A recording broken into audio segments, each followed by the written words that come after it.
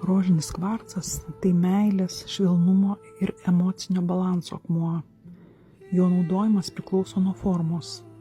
Delninukai gali būti didesni, mažesni, labai tinka meditacijoms, energetiniam balansavimui ar tiesiog laikyti rankose, masažui, padeda nuraminti protą. Neapdoroti gabaliukai galima nešioti su savim, laikyti darbo vietoje ar miegamajame, kad suaktyvintų širdies energiją.